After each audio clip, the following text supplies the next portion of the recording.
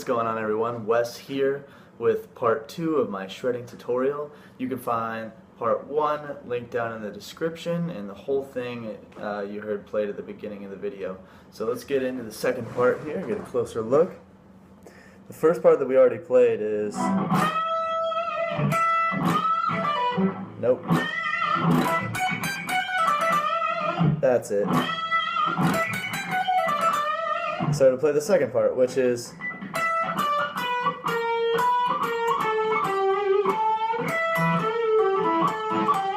So let's break it down. So we're starting pinky on the 15 on the high E, and we're going to come down to the 12 on the high E. Then we're going to work down to the next string down on the B string. We're going to hit 15. So then we're going to hit that third one, which is index finger on the B on 12. So far we have very simple, walk it down. Then we're going to walk it down another time to the next string, the 15 on the G string right here.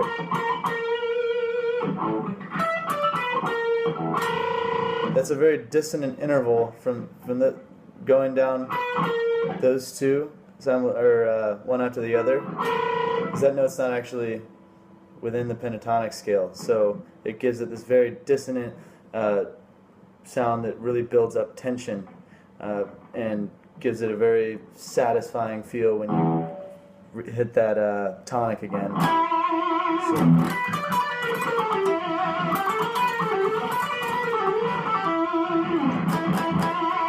So you can do that, anywhere on the fretboard in a lot of different ways. Anyway,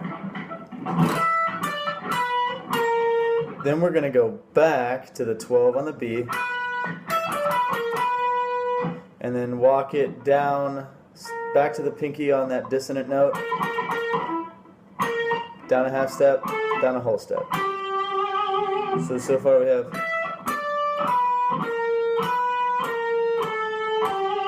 Now you can pick every one of these notes, or you can do pull-offs. It's really, you can do whatever you like or whatever sounds better to you.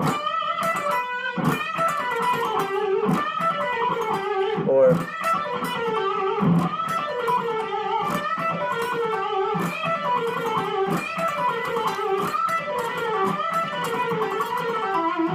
whatever you want to do, and just practice it over and over. Sit in front of the TV or something, and just pretty soon it'll be second nature, real easy. So then the next part to that,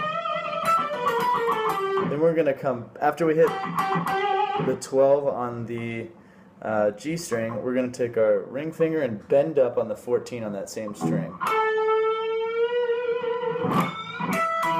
So then we're going to bar the B and the E, so the top or the bottom two strings here with our index finger, so that we can come up and pick both. You can see I pick down and then I pick up. So I go, and so make sure you use the fingers that I'm telling you for each note, because that sets your wrist and your hand in a nice position to be able to pick and move without too much having to move your hand around way too much. So, because if you're using these fingers, you have to. I mean, you could do it, but I think it's really nice to just use the pinky, and then once you bend this up, you can bar this.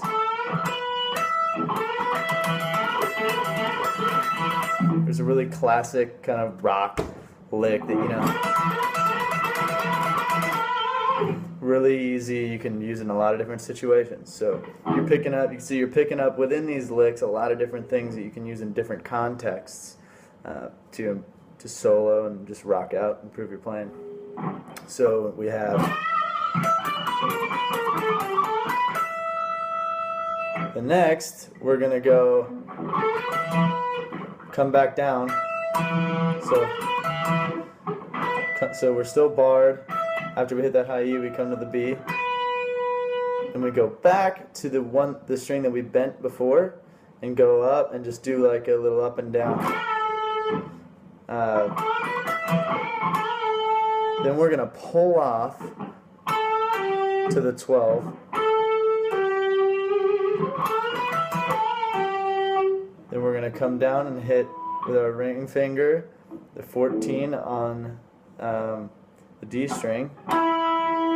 Then bar. So first you hit the note, and then flatten that finger out so you can come up and hit the next string up.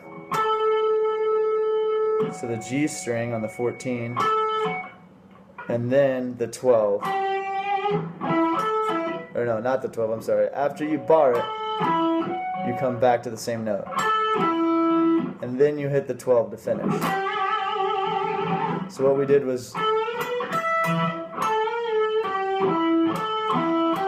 you can see I hit it, bar it, come back to it, and then as opposed to hitting it, moving your whole finger up, you know, slows you down. So you can hit it, then bar it, then unbar it, and it makes it real clean. You can't even tell that you were otherwise doing something that would have made like a chord.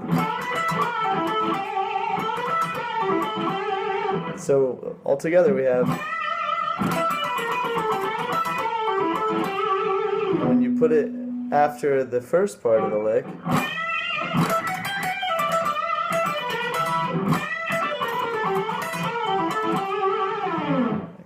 just like that.